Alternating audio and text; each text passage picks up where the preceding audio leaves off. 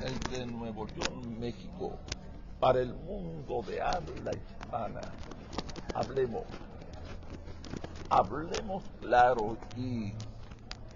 Desde la muy noble, leal, pacífica, hermosa, heroica, asísmica por ventura de Dios y con el gentil patrocinio de los Congales del Bienestar. Por cierto, ¿te han estado llegando regularmente los pagos del patrocinio de los Congales del Bienestar? Esperamos que se agilicen. ¿Insisten en pagar en especie o ya pues, No, pagar en efectivo? ya yo no aceptaría a mi edad ese tipo de pagos. No sería cobrable. Sería un exceso inmerecido. Bueno, ok, muy bien. Oye, aunque me aseguran que hay algunas pastillitas por allí que pueden hacer que uno claro, cobre por supuesto, sí. de manera satisfactoria. Claro. Muy bien. Pues una vez más la entrevista con Antonio Lomas. Mucho gusto, Toño, de estar otra vez aquí contigo. Bueno, igual que siempre le agradezco a Salvador Borrego y a nuestro público de la página de Salvador Borrego y de la revista Ecos la oportunidad que nos dan de seguir fortaleciendo esta historia. Pues bien, a veces me parece increíble la manera tan veloz como avanzan las cosas. Hace no mucho tiempo veíamos a un partido Morena, una cuarta transformación invencible, que la ciudadanía le perdonaba todos los excesos. Hoy al menos yo tengo la percepción de que esa historia se está derrumbando y de que poco a poco Morena está cayendo de ese espejismo de que era el partido perfecto con ciudadanos casi angelicales que no robaban, no traicionaban, no engañaban. Y lo más terrible es, no sé si sea consecuencia de todo lo que se está dando, crímenes, detenciones por fraudes al erario público, como lo que acaba de pasar en Tequila, Jalisco, de un alcalde morenista que fue sentado en el banquillo de los acusados, no solamente por desvío de recursos, sino también por relaciones con la delincuencia organizada, lo que está ocurriendo en Campeche, donde la gobernadora Laida Sansores ha iniciado una persecución política y jurídica, imagínense nada más, en contra del presidente del Congreso Estatal, que además es de Morena y era de su equipo. En Nuevo León las cosas están parecidas, una gran cantidad de conflictos en García, Nuevo León, en Santa Catarina, que deberían de ser los municipios emblemáticos de Morena para decir estamos haciendo un buen gobierno. Aquí la pregunta que yo tengo, Salvador, es si Morena estará arrastrando en esta situación a la presidente con a Claudia Sheinbaum, y ella también tendrá que pagar los platos rotos de Adán, de No Me Llamen Andy y de toda esa historia. Bueno, yo creo que eso, al menos en las encuestas que se han estado publicando, arroja todavía una popularidad o una aprobación a la gestión de Claudia Sheinbaum en el orden del 70%. Las encuestas de diferentes compañías, de diferentes casas encuestadoras han sido en ese sentido muy consistentes en los últimos meses. Pero también hay una situación de desgaste en cuanto a la percepción que la gente tiene sobre la funcionalidad, sobre los esquemas, las áreas específicas, en educación, en fomento al empleo, carestía, etcétera. Entonces es claro que tenemos un gobierno, ya lo hemos comentado mucho, donde hay una aprobación para la presidenta, pero una desaprobación para su gobierno. Y entonces esto viene a poner en una situación de riesgo la permanencia, al menos con la fortaleza que tiene actualmente, de Morena en estas elecciones del 27 que ya están muy cerca. Y bueno, lo que tú comentas al principio es interesante. La vida ahora se mueve más rápido. Entonces, si para el PRI generar un desgaste fuerte llevó 70 años, pues tal vez para Morena no vaya a ser tanto, quizá 12, quizá 18. Lo cierto es que ahorita estamos viendo una situación de pleitos internos en Morena. Se dice que a los hijos se les conoce en la herencia, cuando la herencia. Y aquí nosotros tenemos pues una herencia que dejó Andrés Manuel López Obrador y los beneficiarios de esa herencia se están peleando. Y entonces eso inevitablemente va a ir en deterioro de Morena. Muchas de las cosas que ellos decían y todavía las dicen, sí, pues ya son claramente desmentidas por los hechos, por la realidad. Y entonces tenemos esa situación. Yo veo, al menos por las actitudes y las cosas que están tomándose, que sí hay una gran preocupación al interior de Morena. No sabemos cómo se irá a comportar en el electorado. No sabemos en qué se va a traducir un rechazo a Morena, pero de que es muy probable que sí tengamos un referéndum importante en la elección del 27. Es algo que sí se puede decir.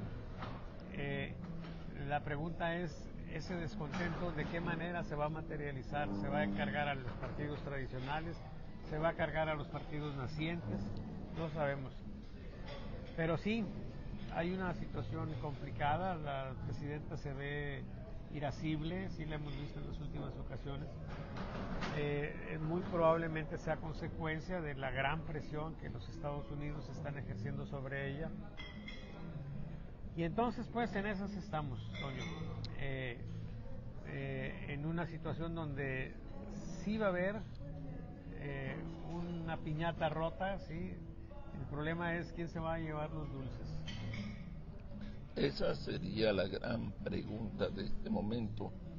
Salvador, tú, igual que mucha gente, como argumento central de la fortaleza de la presidenta Claudia Sheinbaum, porque yo sé que no hay otra manera de analizar, toman y colocan las encuestas. Yo preguntaría, le pregunto y le pregunto a los ciudadanos que nos ven y nos escuchan, ¿usted en realidad le cree a las encuestas? El problema es que la credibilidad de las encuestas está en un marco de incertidumbre. Entonces decir que la presidenta está muy fuerte, porque así lo dicen las encuestas que nos da a conocer desde la mañanera la presidenta. Y algunos medios de comunicación como La Jornada, que se ve prácticamente que sigue siendo un aliado de López Obrador y de Claudia Sheinbaum, y otros medios que desgraciadamente tienen miedo muchas veces de hablar Tengo que encargar una agüita mineral con y de doble shot de limón. publicar la verdad, porque el problema es que el poder ya entendió que utilizando la asfixia económica en contra de encuestadores y de medios de comunicación los puede tener controlados, y que la verdad sea la verdad del poder gubernamental, del poder económico,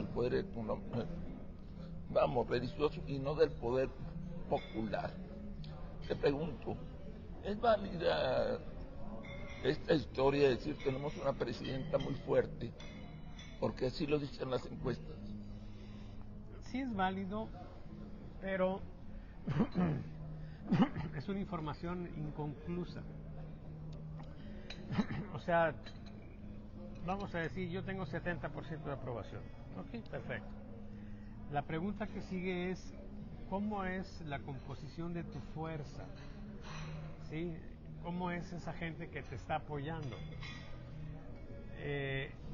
Es como si tú comparas los ratings en una televisora, ¿sí? O sea, es cuánta gente te ve, es importante, pero también qué tipo de gente te ve. Exacto. Porque si tú, por ejemplo, tienes una audiencia de nivel medio bajo o medio,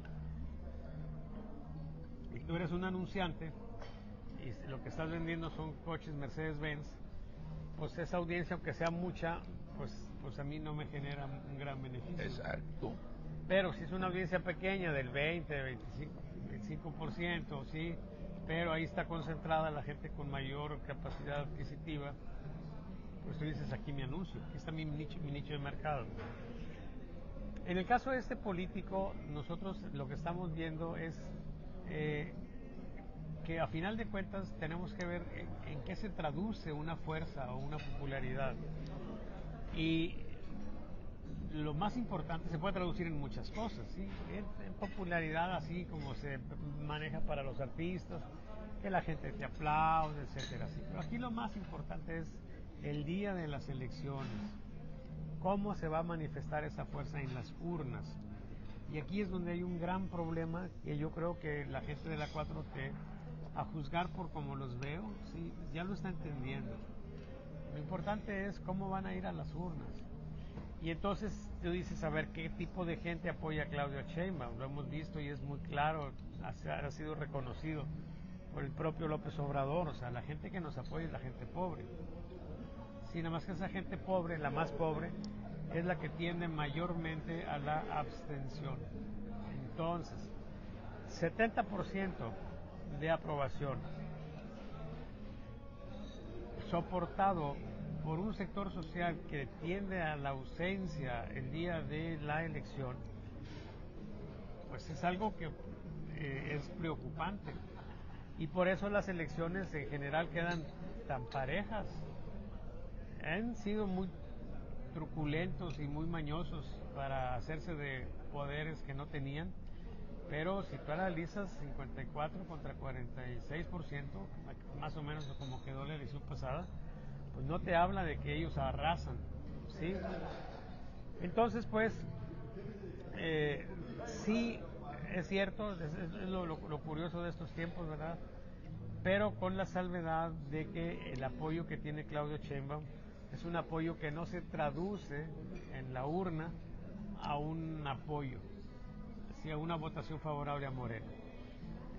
Para hacerlo tienen que hacer cada vez más travesuras, pero pues la lupa internacional está puesta. Entonces van a poder utilizar a los narcos para que hagan acciones que obstaculicen la promoción del voto por otros partidos, pues va a estar más difícil. Va a estar más difícil no tanto por la vigilancia, sino también porque no sabemos cuál es el estado de ánimo de los narcos ahora. O sea, pero yo creo que no han de estar muy contentos cuando ves la cantidad de gente que están siendo deportada, cuando ves los golpes que siguen dándose ahora, como que la política de abrazos no balazos quedó atrás, y entonces quizá ese recurso ya no lo tengan. La compra de votos, el dinero que se inyecte en un ambiente donde estamos viendo cómo trasciende que Nicolás Maduro le estuvo pasando durante sus campañas a López Obrador dinero. Entonces ahí van a estar también más vigilados. Entonces, el riesgo, pensando desde la perspectiva de Morena, el riesgo de tener un resultado desastroso en la elección del 27, ahí está. ¿Sí? A mí no me gusta predecir cosas del futuro, sí, me gusta a veces predecir cosas, pero del pasado, sí, pero del futuro no, porque hay mucho riesgo de equivocarte. Pero sí se puede ver como un futuro posible, que se venga en esta elección del 27 la gran derrota para Morena. Mi pregunta también, Salvador, es si no, porque también hay diversos análisis sobre eso, si no está recibiendo el beneficio del desgaste de Morena y de la 4T, ese beneficio no lo está recibiendo ni el PRI ni el PAN, ¿hacia dónde se está yendo? Todos están encabronados, decepcionados, molestos con Adán, con Monreal, con este, con el otro, con aquel. ¿Hacia dónde están volteando? Y eso a mí me preocupa mucho, porque también hay un concepto que yo manejo de brazos caídos o brazos cruzados en la política. Y eso también es uno de los mayores riesgos en una sociedad que busca ser democrática. Por eso te pregunto, Salvador, ¿hacia dónde estarán yendo todas esas almas en pena? Pues evidentemente hay varias opciones, ¿sí? La más grande, sí, es la abstención, o sea, que no se vayan a ninguna parte. Hay que decir que esto no es una novedad de los tiempos actuales. Nosotros tenemos una gran cantidad de gente que se abstiene. El interés en la política difícilmente llega al 50%. Entonces, más o menos la mitad de los electores no votan. Quizá un poquito más dependiendo de qué tanto interés pongan en la elección. Y entonces, ¿los demás a dónde se van? Esa es la pregunta interesante. Y ahorita no se ve un fortalecimiento de ninguna opción. Sí, o sea, podemos decir que PRI, PAN, MC están más o menos tablas, ¿sí? Más o menos en valores bajos. Pero si nosotros llegamos en una condición de desgaste, de decepción de parte de Morena, pues hacia allá se tienen que ir los votos. Quizá, bueno, también a los nuevos partidos como Somos México y ese otro partido que se está formando también, ¿sí? Entonces, yo creo que en términos, ya para resumir, en términos generales, mucha gente se va a ir a la abstención.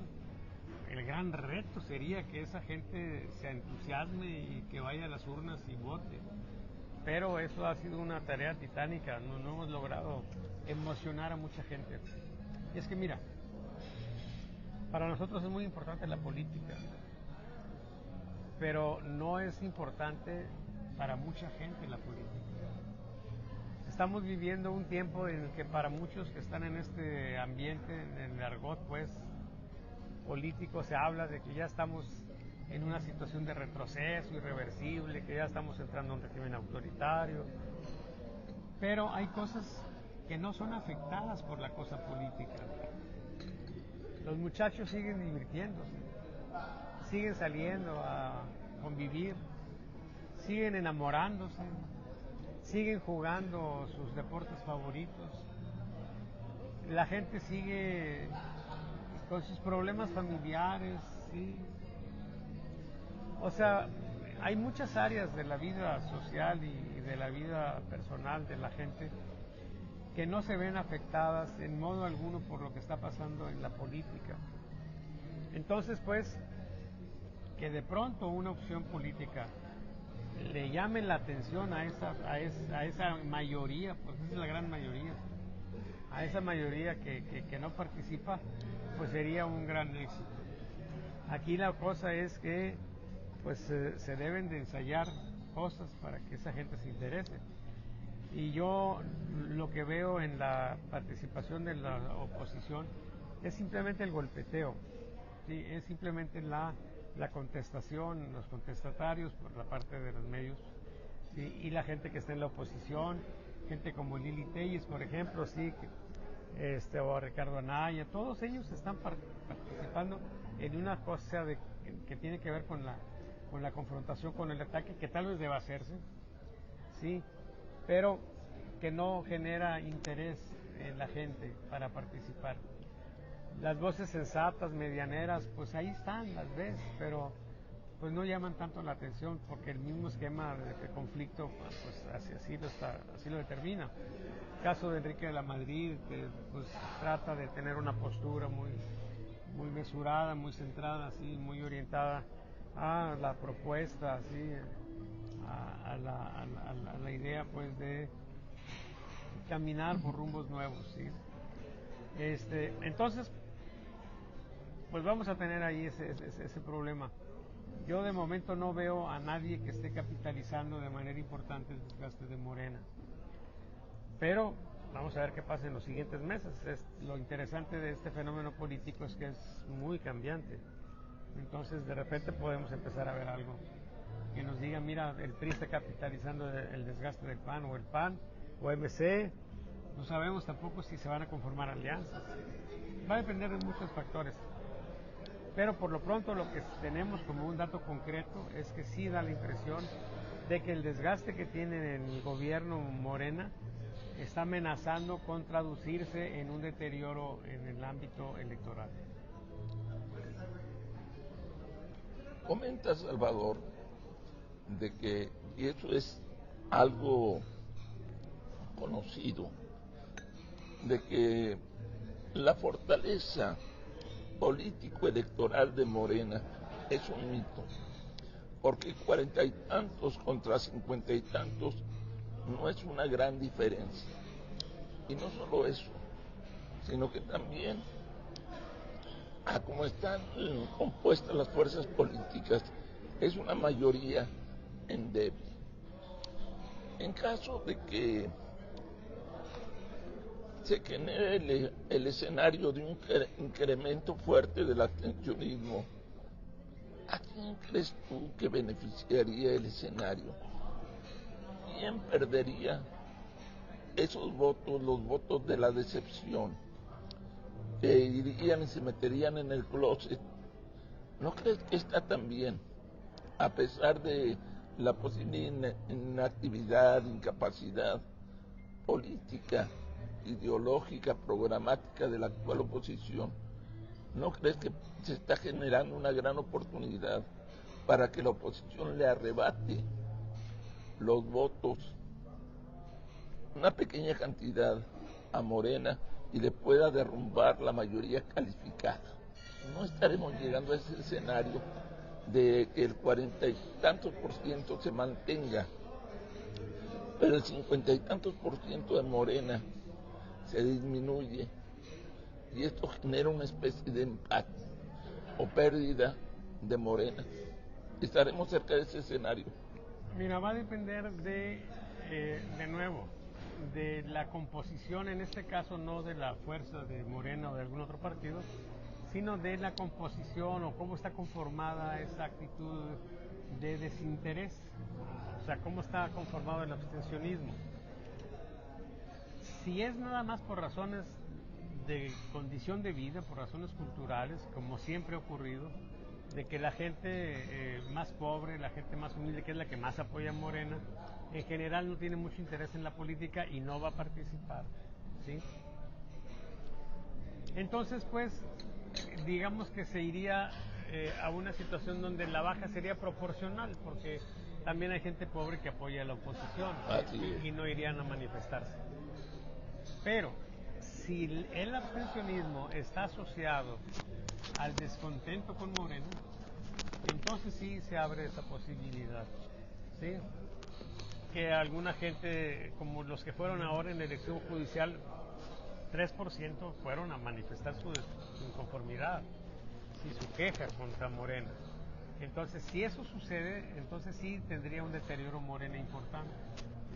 De otro modo, incluso podría hasta salir beneficiada, ¿sí? Porque si baja todo de manera proporcional, pues va a tener ventaja quien tenga la mayor capacidad operativa. Y es claro que el ejército que tiene Morena con los siervos de la nación, con los servidores de la nación, pues va a ser determinante, ¿sí? Entonces, pues, el tiempo nos lo va a decir. O sea, si llegamos el día de la elección y hay una inconformidad constante, vamos a pensar que Claudia haya bajado de manera sensible en su aprobación y que la evaluación que la gente haga de las diferentes áreas de gobierno también sea baja, ¿sí? Que también sea una situación de deterioro, entonces sí podemos esperar cosas importantes, ¿sí? Por eso es muy valioso tener un monitoreo, ¿sí? Un seguimiento, y lamentablemente no lo tenemos, ¿sí? No hay nadie que lo esté haciendo. Y las encuestas que se están publicando, pues lo único que hacen es decirte cuál es la aprobación que tiene Claudia. No nos da más información.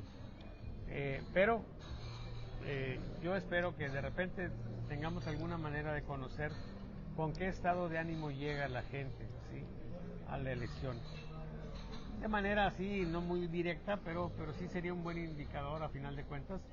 Si nosotros llegamos con una aprobación a Claudia en caída, vamos, trae 70, vamos a pensar que pierda 15 puntos, que anda en 55 puntos, pues entonces sí podríamos esperar cosas interesantes, alentadoras para la oposición.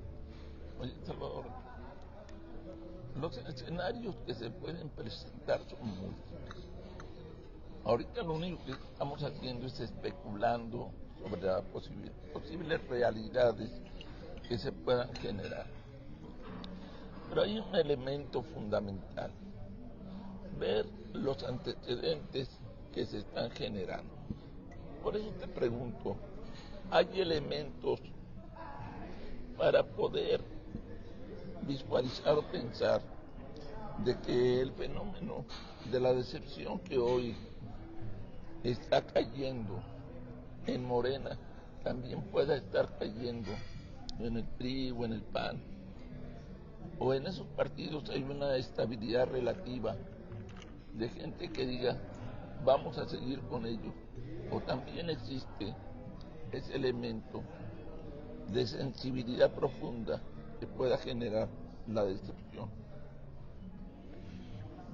Yo creo que en términos generales hay una decepción con respecto a la política. Ya. Que se puede acentuar más o se puede cargar más para un lado que para otro, pues evidentemente así es, y eso es lo que determina finalmente el resultado electoral. Pero sí hay una situación pues de inconformidad, sí. No hemos vendido la política, no hemos justipreciado la política. Todavía hay quienes se expresan de manera peyorativa con respecto al quehacer político, a la política y a los políticos. Y en ese sentido, pues, se tiene una condición de rechazo, ¿sí? Que se manifiesta en el abstencionismo. Entonces, bueno, pues eso es lo que tenemos. ¿Cómo se va a dar eso?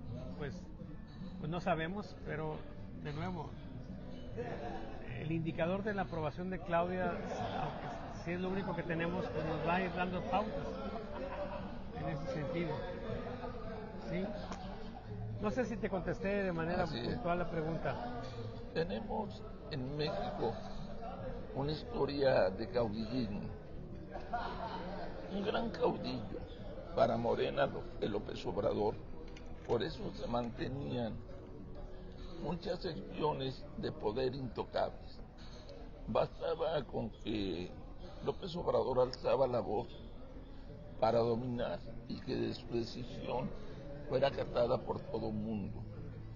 La pregunta es, parte de esta debilidad que se está generando en Morena, ¿no será la falta de un caudillo, la falta de costumbre de ser libres?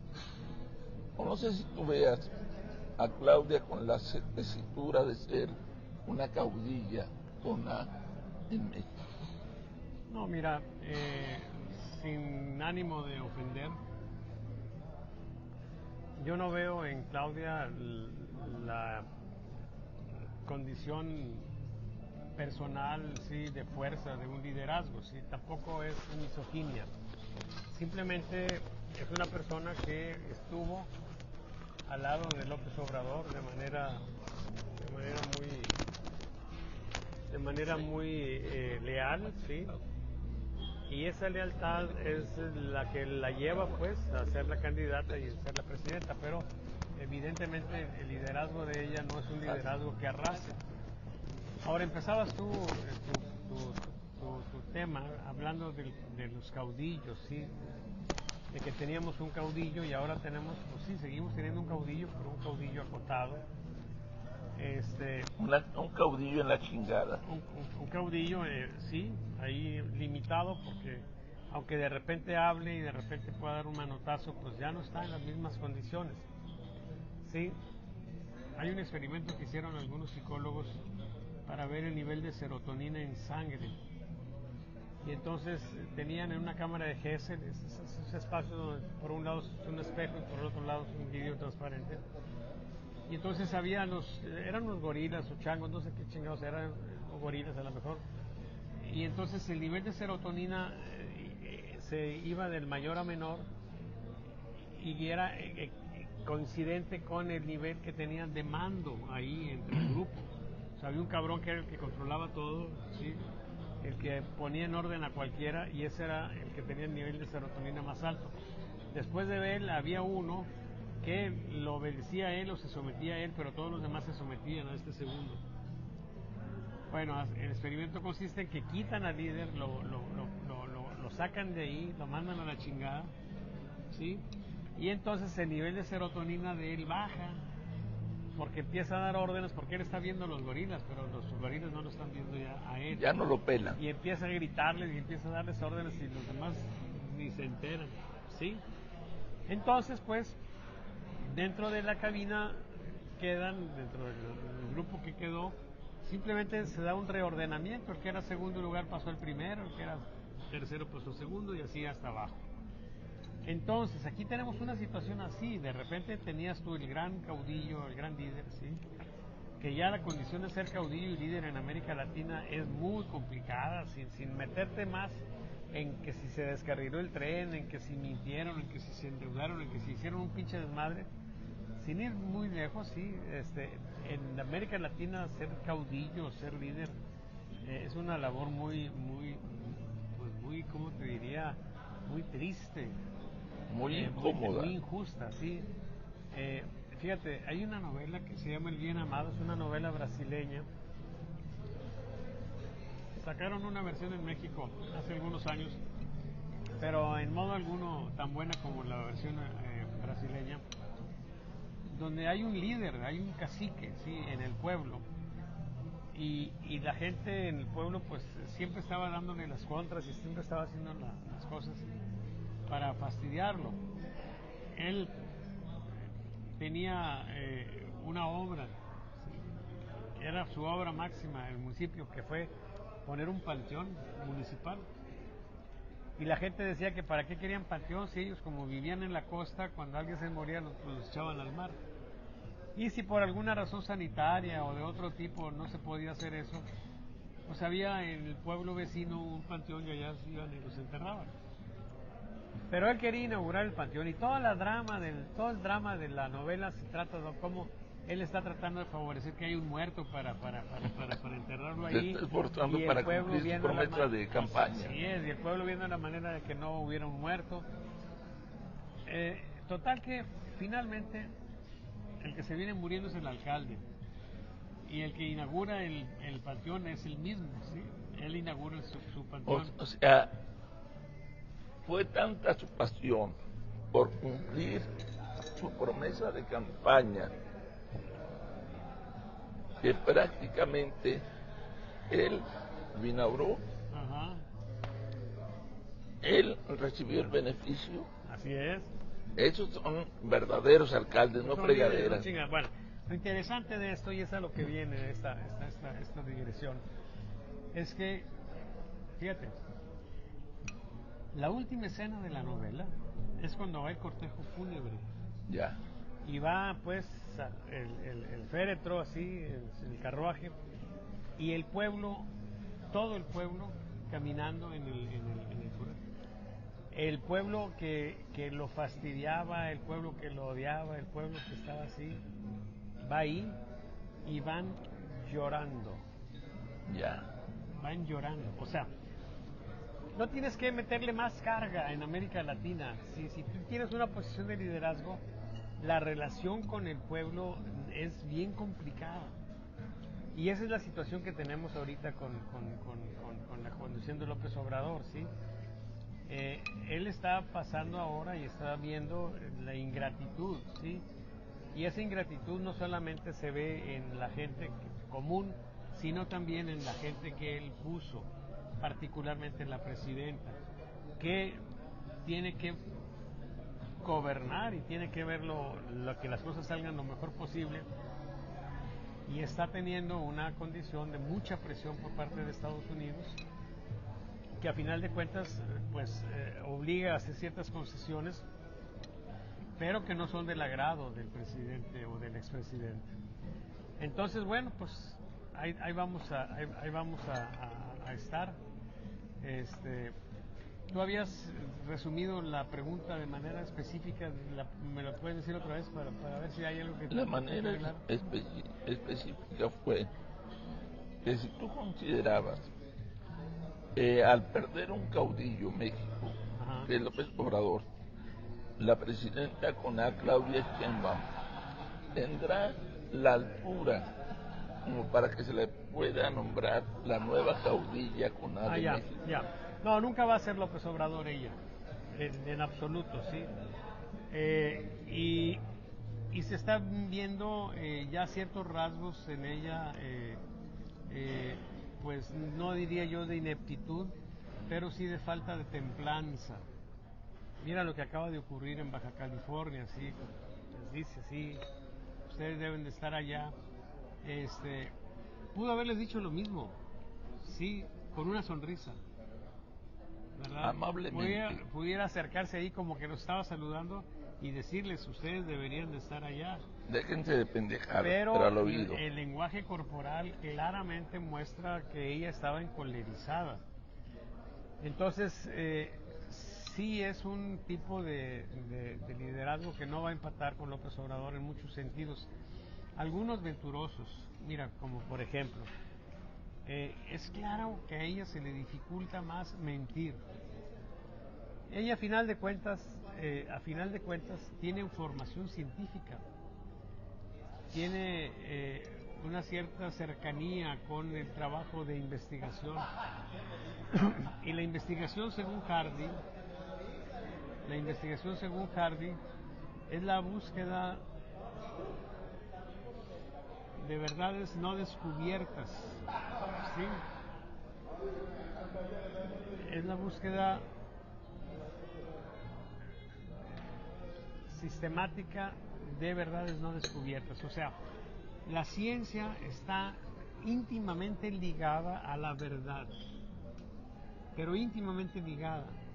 Entonces tú puedes esperar que una persona común mienta, bueno, todos pueden mentir, pero que mienta una persona que tiene formación científica es más difícil, porque hay algo en su fuero interno, en su formación, en lo que es en esencia, que le grita, que le dice, o sea, no puedes decir eso.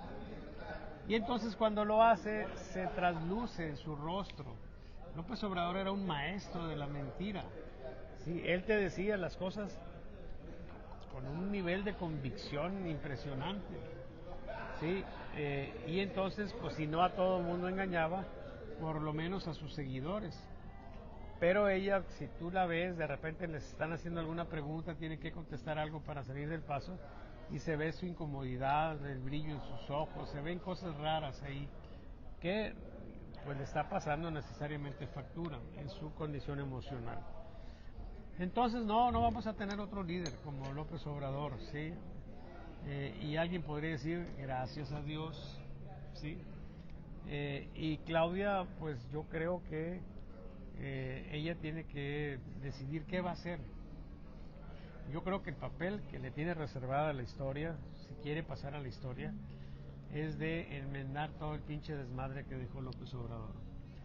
Sí, creo que en algunas áreas lo está haciendo, el tema de la seguridad pública es la más relevante, pero, por ejemplo, mira, si el tema este electoral se mueve hacia que haya plurinominales, pero de segunda mayoría, ¿sí? O sea, que se queden los 200 plurinominales, pero no porque hay una lista donde los partidos pongan a sus pinches impresentables para colarlos y darles fuero, sino que esa Cámara quede conformada por aquellos que lucharon por esa posición. Y entonces decir, bueno, esos son los 300 que ganaron de manera directa y esos 200 se quedan en las segundas mayorías que hay en cada distrito. Eso sería muy interesante. Si así se modifica la ley electoral, no solamente habrá sido evitar o conjurar un daño para la vida democrática del país, sino que sería sería un avance, porque tendríamos gente ahí pues mejor calificada o por lo menos con mayor respaldo. Quizá, ya que estoy aquí hablando de estas cosas, quizá deberían de conservar un mínimo, pero más regulado, de personas que entren en alguna lista. A lo mejor decir, mira, 50 que entren y 150 por mayoría, las segundas mayorías, y unas 50, por ejemplo, que estén en una lista. ¿Por qué? Porque las cámaras tienen trabajo especializado y aunque pueden tener ellos asesores, sí es importante que haya gente que tenga conocimientos técnicos, conocimientos valiosos en el área de ciencia, en el área de salud, en el área jurídica, en el área de relaciones exteriores, etcétera. Ese era el espíritu de la ley cuando se metieron las plurinominales. Que algunas personas, vamos a pensar, tú tienes un médico excelente, que podría ser un secretario de salud, que podría ser una persona conocedora de ese campo. ¿Quieres que esté en la Cámara, que vea ahí la Comisión de Salud? Ok, pero ¿cómo le haces si el señor no es conocido? Y lo mandas de candidato y muy poquita gente va a votar por él. No puede ganar. Pero tú necesitas garantizar esos perfiles en la Cámara. Entonces, pones una lista y dices, a mí me tocan tantos y entran esos los primeros de esa lista, los 7 o 6 primeros de esa lista. Y ahí metes esa gente valiosa. Se desvirtuó eso, sí, se corrompió eso. Y entonces ya no decías tú, a ver, ¿quién es un chingón que tengo en esta área para ponerlo en la lista? Sino, a ver, ¿a quién lo anda persiguiendo la justicia que lo quiera proteger dándole fuero? ¿Sí? O aquí voy a poner a todos los de la cúpula del partido, ¿sí? En esa cofradía que controla algún partido. Entonces, ese fue el problema que tuvimos, que se corrompió. Ahora pues no sé cómo irá a quedar, pero por lo menos ya se habla mucho de que la idea de eliminar las plurinominales ya quedó atrás. Y eso es bueno porque eliminarlas en el contexto actual pues muy probablemente significaría que Morena tendría de nuevo la mayoría calificada para seguir haciendo lo que le dé la gana. Mira, hay algo que yo creo, científicamente no está comprobado. La naturaleza te da lo que yo llamo virtudes de sobrevivencia. Regularmente, y no sé si este hecho pueda tener alguna fundamentación fuerte, regularmente, la mayoría de las veces cuando uno es pendejo e ignorante, debe de ser más simpático para que la naturaleza, la gente, tú tengas aceptación entre los ciudadanos. Debemos de recordar el modelo del cine de oro mexicano, donde la mayoría de los personajes, no digo los artistas como seres humanos, la mayoría de los personajes eran pendejos, feos, pero muy simpáticos, y por eso eran los grandes conquistadores de las mujeres, y muchos mexicanos se reflejaban en ellos. ¿A qué voy con esto? Que desgraciadamente las grandes luminarias de la ciencia, del conocimiento, son personajes antipáticos, que no tienen la capacidad de diálogo como para que la gente empatice con ellos. Por eso llevar a una elección a un sabio de la ciencia, de la cultura, de la educación, de la medicina, a una elección donde se mide la popularidad y no el conocimiento, está de la chingada. Yo no arriesgaría a mis grandes científicos a llevarlos a un proceso electoral, porque sé bien que cualquier pendejo de barrio les va a ganar. Claro, claro. Y eso a mí me parece algo terrible. Como que no hemos evolucionado para elegir a los mejores.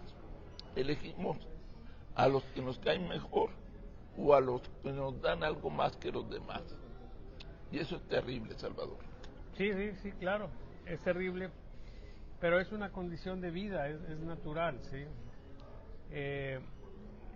Yo creo que sí sería importante que los sectores académicos, artísticos, pues participaran en la política, que entraran a los procesos, que los partidos los eligieran por su perfil, ¿sí? Porque ellos pueden ser ejemplos, ¿sí? Mira, hace algunos años hubo una campaña publicitaria en Italia. El Partido Comunista pues estaba batallando con su imagen. Y entonces la campaña publicitaria consistió en que salieran personalidades del mundo artístico, del mundo científico, ¿sí? Se presentaran, vamos a decir, un médico importante, pues, soy el doctor fulano de tal. Decía, nada más decía su nombre, si ya la gente sabía quién es él. O a lo mejor ahí en el mismo spot ponían algunos elementos de cuál era su perfil. Decía, soy fulano de tal y soy comunista. ¿Sí? ¿De qué se trataba? ¿Cuál era el propósito de esa campaña? Pues que tenías tú una mala imagen por ser el Partido Comunista, ¿sí? De que decían que eras pues una cosa terrible. Bueno, después se vino corroborando un poco que sí, ¿no? Y entonces generar un choque en la conciencia de la gente, es una disonancia cognitiva, como dicen ahora los elegantes, en el que tú dices, a ver, pues ese señor es un sabio, ese señor es un artista muy conocido, muy popular, ¿cómo que es comunista? Entonces a lo mejor ser comunista no es tan malo. Algo bueno tiene. ¿Entiendes? Sí. Ese un poco era la idea. Pero el asunto es que pues es una situación complicada cuesta arriba, porque pues estás saliéndote de un mundo y estás entrando a otro, donde los valores son diferentes, donde las habilidades que se requieren también son diferentes. Ellos tienen que entrar en un esquema de aprendizaje para meterse en eso, ¿sí? Un poco sucede también con los empresarios que entran a la política, es más o menos lo mismo, ¿sí? Pero bueno, eso es algo que ya lo veremos, ¿sí? Oye, sobre otro tema que se me hace importante, es el juego de poderes que está aplastando a Claudia Sheinbaum. Y te pongo como ejemplo el petróleo. Llega a México una historia que se me hace fundamental. En la mañanera presume una llamada, Claudia Sheinbaum, una llamada con el presidente de los Estados Unidos. Y un reportero le pregunta que si había tratado el tema del petróleo, porque el presidente estaba diciendo, el presidente de Estados Unidos, que le había dicho que no enviara petróleo a Cuba, y ella había accedido. Ella había dicho, ok, no lo voy a mandar. Pero en la mañanera, Claudia, a su público, a López Obrador, le dice, no, ese tema no lo toca. Ahora sale, me acaba de llegar, creo que ayer, donde el presidente de Cuba se está quejando amargamente que desde diciembre México no le envía petróleo a Cuba. O sea, es terrible porque Claudia está entre dos fuegos. Por una parte tiene que justificarse ante López Obrador y ante los obradoristas, tiene que justificarse por sus acciones, y por la otra tiene que cumplirle al presidente de los Estados Unidos convenios que nosotros no sabemos qué cosas son. La pregunta es, ¿cuánto tiempo durará aguantando esta presión Claudia, teniendo que mentir, que engañar, traicionándose a sí misma, que eso es lo peor, de decirle al presidente de los Estados Unidos, voy a cumplir esto, venir a México y decirle al pueblo en su mañanera, ¿saben qué?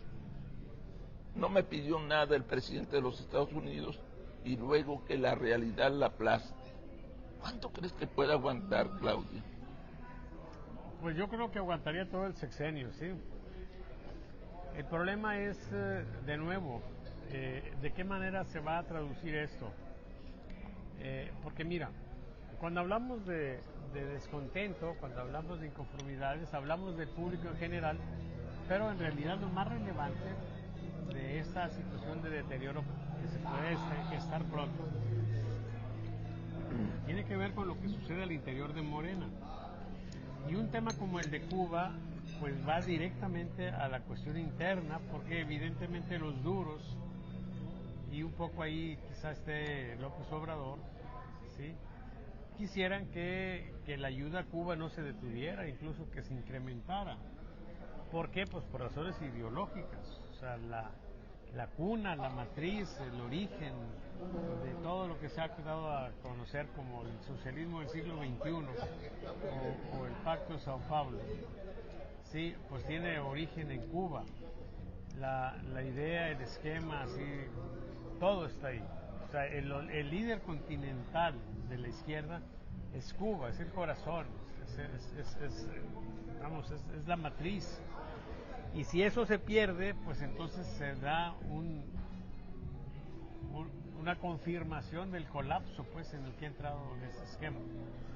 Entonces tenemos esa situación y entonces al interior de Morena pues está la bronca, porque los pragmáticos, que siempre hay pragmáticos en los partidos, han de decir pues hay que cuidar a México, hay que cuidar el Tratado de Libre Comercio, o sea, no debemos de hacer cosas que nos afecten en las cuestiones vitales, y toda la parte económica tiene que ver con el TLC.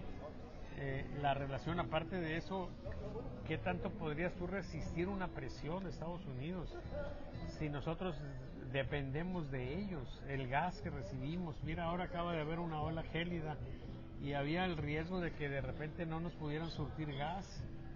Imagínate aquí en Monterrey, que ya no tengas el boiler prendido ahí de manera... Hasta luego. Sí. Tenemos una duda, nomás Sí, sí. ¿Usted cree que va a caer a un Augusto, que se lo lleven o no? Denos buenas noticias. Denos buenas noticias. Pues lo que la última información que tenemos es que ya trae una dilatación anal como de unos 20 milímetros. Sí, entonces puede ser preludio de que le vaya a ir mal, sí.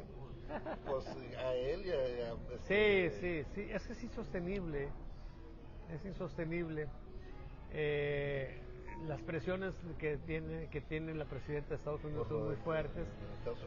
Los datos, no diríamos yo las evidencias, pero las acusaciones de nexos con el narcotráfico, de manejos irregulares en el tema comercial con los contratos, pues todo está ahí y las consecuencias también están ahí. O sea, imagínate, se descarrila el tren y hay un video donde dice ya cuando se descarrile el tren ya será otro pedo. Pues vamos, están de nalgas, o sea, están expuestos. Y lo único que los sostiene es la negativa de proceder abriendo carpetas de investigación y haciendo el trabajo. Pero la presión es muy fuerte, sí. Y yo creo que eso va a terminar venciendo. Si no como para que caiga Morena, sí por lo menos para que ya el poder que tiene con esa mayoría calificada pues ya disminuya y ya permite un poco transitar en otros campos. Da la impresión de que la presidenta como que quiere un poco desafanarse de la tradición López Obradorista. Ya se juntó con los economistas. Yo espero que pronto ya le abra la puerta a la oposición para platicar, conocer sus razones y que ya entremos pueden un hacer poco... muchas cosas buenas. Claro, no tenían por qué eliminar todo lo que tenía bueno el PRI y el PAN, hombre. Claro, Si siempre hay algo bueno, No sé si ustedes sean ingenieros, algunos de ustedes, pero en la industria, por ejemplo, llegó hace tiempo una cosa que se hizo muy famosa, así que fue la reingeniería. Es una de las pendejadas más grandes que yo he escuchado en mi vida, ¿no? Porque partía de la idea de que todo estaba mal. Pues nunca todo está mal, y nunca todo está bien. Tú llegas a una nueva empresa o a dirigir algo y lo que tienes que hacer es una valoración y ver qué está bien y qué no está bien, conservar las cosas que están bien, mejorar las que no están bien. Quita lo que no te haga avanzar, quita lo que esté malo, sí. Y aunque los otros no te caigan bien, déjalo. Claro, por supuesto. Lo poco o mucho mediano que hicieron bueno, ¿no? Estos llegan con la idea de que los anteriores en ese esquema que ellos tienen, pues donde o eres bueno o eres malo, estás contra mí, ¿no? Así es, todo es malo, sí. No puede ser, hombre, mira, y derrumbaron cosas realmente valiosas. Sí, cómo no. Sí. Entonces, bueno, pues se está moviendo todo, sí, la dinámica es cada vez más rápida, más intensa. Yo espero que pronto sigamos viendo cosas y que ayuden al país. da la impresión de que los gringos no van a descansar antes de que les manden ya a esta gente o que vengan los mismos gringos por ellos de repente. Pues ojalá. Así es. Ojalá todo en beneficio del país. Sí, si los gringos pueden venir, es muy probablemente ya andan metidos. ¿Sí? Hay quienes dicen que siempre han estado metidos. Vamos, es lo lógico, sí. Entonces vamos a ver qué. Esperemos que sí. Voy a saludarlo. Compañeros. Muchas gracias. Oiga, no vamos a salir del programa, ¿verdad? En el programa, sí, ya salieron, ya está en vivo. Sí, sí, pero no salió tu cara, no te preocupes. Es en Salvador Borrego y en la revista Ecos. Dios lo bendiga. Gracias. Es la página de Salvador Borrego de la revista Ecos. Sí. Oh, ya lo están esperando allá Así afuera.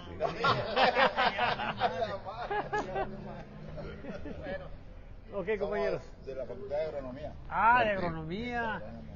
Mira, todavía está, ¿cómo se llama? ¿El Marino Boleo no, el estadístico ahí famoso. Olivares. Todavía está Olivares.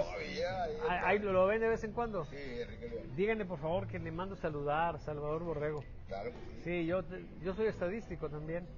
Ok. Lo que les comentaba ahorita, volteo yo por acá, digo, es el estadista. Sí, que el que salía con Gregorio, No, es que los dolores, quedé mal de una operación de columna. Y ahorita lo que tengo son dolores que se me tranquilizan, pero de repente me llegan más fuertes y entonces, pues el miércoles tener que arreglarme, fui a la tele, imagínate tener que bañarme también, no sé, ¿qué es eso? ¿Sí? No, pero muy acertados los comentarios. Muchas gracias, sí. Adelante. ¿Qué toman para los dolores de la espalda? Pues mira, hay una cosa que se llama Palexia, que es un opiáceo. Ahora estoy tomando hasta gotitas de CBD, de marihuana. Sí, y luego, pues de repente veo elefantes rosas y cosas que pasan así, chingados. Pero se me tranquiliza un poco el dolor, pero es muy irregular. Ahorita estoy tranquilo, por ejemplo, estoy tranquilo. Pero hace rato tenía dolores. Sí. Bueno, pues ahí. ¿Y tú quedaste bien? No, pues qué bueno, bendición. Anduve jugando después de la operación 5 años seguidos. Órale, mira. Pues claro, que se te agrade. Sí, claro. Muy bien. Quería enseñarle una foto de unas pastillas que toma mi esposa porque no aguantaba el dolor de la espalda. Mira. Es una naturista. Mira, yo tomo una cosa que se llama Ultra... Esa, Ultra Advance. Pero la morada. Yo tomo el azul. ¿Cree que está la morada? Yo la busco de color morado, claro que sí. Esa la toma mi esposa. Es cúrcuma, lo que tiene. Hay varias cosas, pero entre ellas cúrcuma. Muchas gracias. Sí. La voy a buscar morada. Ya está. Mi esposa ha soportado mucho ya el dolor. Mira. En Facebook. En Facebook de Salvador Borrego, ahí está. Pon Salvador Borrego Facebook, ahí está. Hay muchas locuras ahí también. Sí. Para pasarla. No, hombre. Así que la señal ahí con las barrazas. Sí, muchas gracias, qué amable. Y los martes tenemos una mesa grillera allá en aquella mesa de la esquina. Sí. Es una mesa abierta, el día que quieran venir, ahí desayunamos y platicamos y también hacemos una transmisión. Perfecto. Sí, los martes. Es una mesa abierta, nunca sé quiénes van a venir. Ok. ¿Verdad? Entonces de repente llega gente muy interesante. Esta semana pasada, por ejemplo, vino el diputado federal Santiago González. Sí. Santiago González también que estaba en la prensa. Sí, vienen políticos a veces. Sí. Sí. ¿Cómo se llama? Mesa Grillera. Mesa Grillera. También está en Facebook o en YouTube. Si entran a YouTube, al canal de Saba Consultores, ahí está todo también. Sí. Perfecto, ahí estaremos. Muy bien, muchísimas gracias. Qué amables. Sí. Gracias. La morada, sí, claro. Soportó los dolores con la morada. Con esa pastilla. Y la verdad, ahora antes la tomaba todos los días. Es una al día, no es más. Una al día. Pero entonces ya ahorita tomará una a la semana. Perfecto. Muchas gracias, compañero. Gracias. Sí. Bueno, después de haber atendido a los fans de Salvador Borrego, un grupo de maestros de la Facultad de Agronomía que también entró al chisme, al comentario, al análisis, muy interesante. La pregunta siguiente, Salvador, y creo que con esto ya terminamos, es cuándo entenderán los políticos, porque la justificación de fortalezas se basa en las encuestas, pero todo tiene que evolucionar. Los servicios médicos del siglo pasado ya no son los mismos de hoy. Debemos de recordar que en aquella época te aliviaban con cataplasmas, ventosas, con oraciones, con menjurjes de hierbas y grasas de animales. Hoy día la tecnología está súper avanzada. Hay una persona de la Facultad de Agronomía que nos dijo que él sufrió o vivió una operación de columna y andaba jugando fútbol después de la operación. Tenemos a nuestro amigo Salvador Borrego, que a pesar de sus dolores, de sus sufrimientos, no terminó como hubiera terminado en el siglo pasado en una silla de ruedas, No. o tirado en un camastro allí, nomás moviendo los ojitos, las manos y los pies. Pero hay algo que no han entendido los políticos, los gobernantes, la necesidad de que el mundo de las encuestas evolucione. ¿Cuándo crees tú que entenderán, Salvador? Nunca. Esa es una lucha perdida. Yo tengo años de publicar cosas. Está en el tintero un libro, bueno, ya está escrito, ya nada más es cosa de publicarlo, sobre los temas estos, ¿sí? Las cosas básicas. Pero se echó a perder el campo, por lo que ya hemos comentado, ¿sí? El uso propagandístico de la encuesta. Y sí, sería muy interesante que esto se pudiera recuperar, porque la encuesta nos daba como una cuestión fundamental, como algo muy valioso para la sociedad, nos da un elemento de credibilidad en la limpieza de los comicios, de las elecciones. ¿Por qué? Pues porque una encuesta decente, una encuesta bien hecha, aún con los márgenes de error y con la incertidumbre en la que siempre está inscrita, nos decía pues más o menos, por lo menos, quién iba a ganar, quién iba a perder. Había situaciones de una competencia cerrada y la encuesta pues te daba un empate técnico y pues no te daba un favorito claro, te decía pues puede ganar este o este, pero no definía quién. Pero en términos generales era un elemento de credibilidad. Ahora, fíjate, esa es la encuesta normal, la que se hace algunos días antes de la elección. Pero luego hay otras cosas, por ejemplo el día de la elección. Hay una encuesta que recuperar su credibilidad pues sería fabuloso, que son las encuestas de salida. Porque cuando tú haces una encuesta normal días antes de la elección, pues estás haciendo una encuesta que tiene que ver con la gente completa, ¿sí? Ahí están todas las personas que no van a ir a votar, los abstencionistas, ¿sí? Los que se negaron a contestar, etcétera. Y entonces ahí tú tienes pues el riesgo de que a la hora de la elección pudieran muchos de esos no ir a votar y que eso distorsione las estimaciones que tú habías encontrado. Pero en la encuesta de salida lo que tienes es una muestra de los que votaron. O sea, es muchísimo más precisa. Y no te dicen qué van a hacer, te dicen qué hicieron. No te dicen por quién van a votar, te dicen por quién votaron. Y aparte de eso, tú puedes registrar la edad, el nivel económico, el nivel educativo, etcétera, ¿sí? Y entonces puedes sacar el perfil de las personas que efectivamente van a votar. Pero sobre todo, tú lo que tienes ahí es una predicción donde ya no te están afectando la gente que se abstiene, porque esa no la tomaste en cuenta. Tienes tú la opinión de la gente. Entonces, si adentro en la urna hicieron trampa, si te anularon muchos votos, que eso ocurre muchas veces, cargando las cosas para un lado o para otro, ¿sí? O si hubo simplemente un manoseo ahí, pues la encuesta de salida lo detecta. O sea, la encuesta, sí, la encuesta viene a ser ese recurso metodológico para dar el aval, ¿sí? Si coincide una encuesta de salida con lo que está ahí en la casilla, quiere decir que el trabajo se hizo bien y que no hubo ahí malos manejos ni nada de eso al interior de la urna a la hora de contar los votos o elaborar las actas, ¿sí? Entonces ahí tenemos esa situación. ¿Qué es lo único que nos queda? Pues algo que realmente no sirve para nada, que son los conteos rápidos. ¿Por qué? Pues porque el conteo rápido no se basa en lo que te está diciendo la gente que salió de la urna, sino lo que fue el resultado. Ya te dan las sábanas, el resultado oficial. Ya si hicieron fraude ahí al interior, ya está ahí hecho. Y entonces tú sacas una muestra que puede ser de unas 100 casillas que tengas, sacadas de manera aleatoria, y te da un resultado pero preciso, ¿sí? Bueno, eso realmente no tiene chistes. Eso que las encuestas de salida, perdón, los conteos rápidos acierten, pues es como decir, mira, el campeón de tiro al blanco, sí, a 30 centímetros le tiró un guajolote y le pegó, chino, ¿sí? En medio de los ojos. Cualquier pendejo hace eso, ¿sí? ¿Verdad? Y es lo que nos quedó, lo que no sirve, porque ¿qué te dice una encuesta de salida? Perdón, un conteo rápido, pues que va a ganar fulano, pues sí, es lo más probable.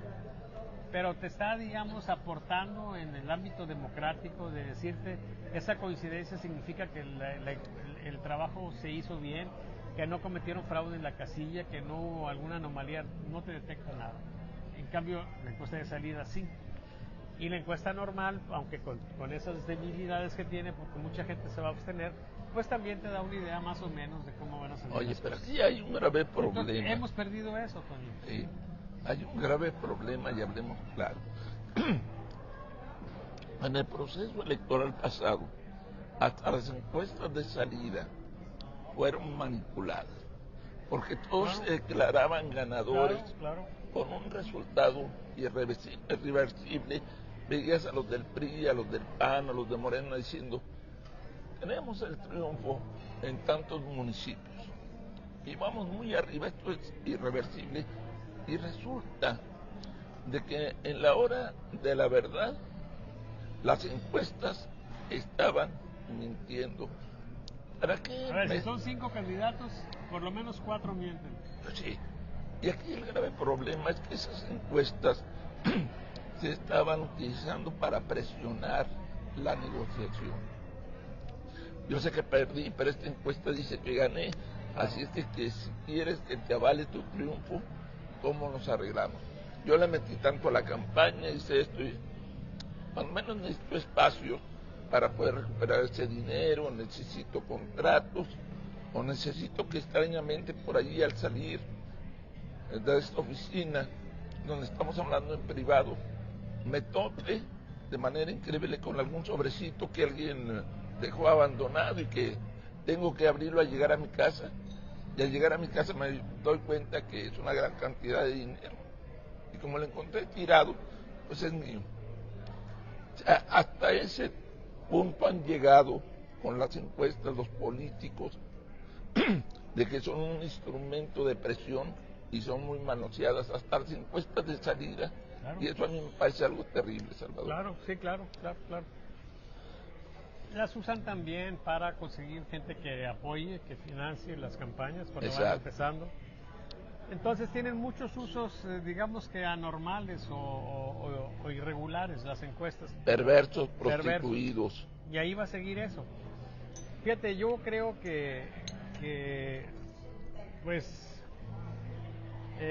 sería muy difícil, por ejemplo, tener un organismo estatal, podría ser el INEGI, por ejemplo. El INEGI tiene capacidad para hacer encuestas. El INEGI podría sacar encuestas políticas, pero la ley lo prohíbe, ¿sí? Entonces, no tenemos nada. Ojalá que pudiera generarse un instituto privado, sí, con apoyo formal para estar evaluando no solamente los temas de orden político, sino los temas sensibles de orden social, que se pudiera ir viendo. Por ejemplo, mira, ahorita una cosa interesante es la gente que se está contagiando de sarampión. Imagínate que tuvieras tú una encuesta que te vaya monitorizando cómo va el porcentaje de personas que ellos o algún familiar de su núcleo cercano haya contraído la enfermedad, ¿sí? Tú estarías alertando sobre muchas cosas, ¿sí? Que son relevantes. Pero el problema aquí es que el tema político es tan sensible que si sale una encuesta, inmediatamente desde el poder indagan quién fue el que la patrocinó y ejercen presión. Así es. ¿Sí? Entonces, pues es difícil. Yo me eché los 6 años del gobierno de López Obrador, tuve la oportunidad de hacer mediciones y sacarlas pues al aire.